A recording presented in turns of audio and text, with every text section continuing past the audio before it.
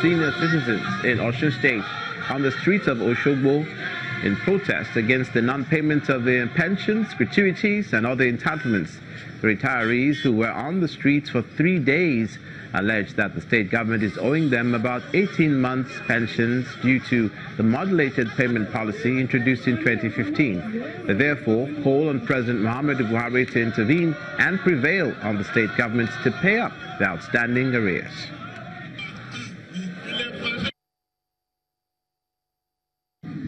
Workers are entitled to their remuneration, and pensioners are not asking for a gift.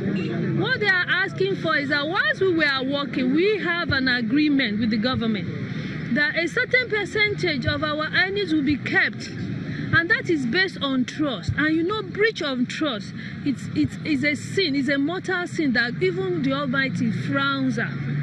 That whatever you have kept for us in your custody, it is time, we need it now to make our life livable. Even if we don't have the luxury of comfort that you are enjoying, at least let's live a bearable existence. Don't leave us in excruciating poverty just because we trusted you. The well-being of workers, active and inactive, has been very paramount to the government of Ogbeni Rauf Aregbesola. And whatever it is, I do not seem to have clear idea of what they are talking about. But one thing that I know is this. Quite unfortunately, some of the pensioners, because I believe you cannot find everybody that is a pensioner in that their so-called protests. Some of them are political in their protests, and indeed, they have not been very, very sincere with themselves, the people of the state of Osun, and indeed the government. To the education sector in Niger State, the state governor, Abubakar Bello, is lamenting the massive number of unqualified teachers in the state, saying that 60% of teachers in Niger State are not qualified to teach.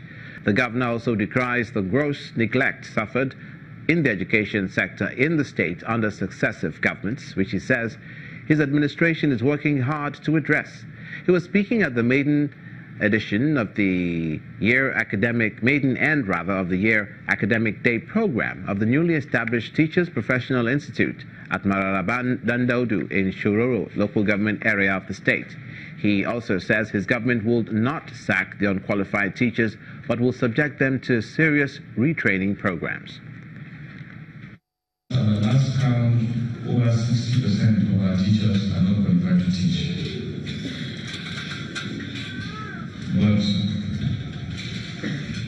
I do not believe sacking them is a solution.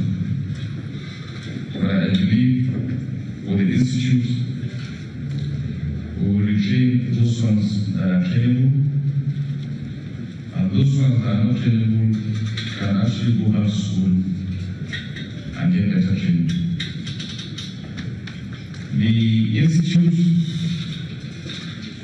has designed over 63 centers.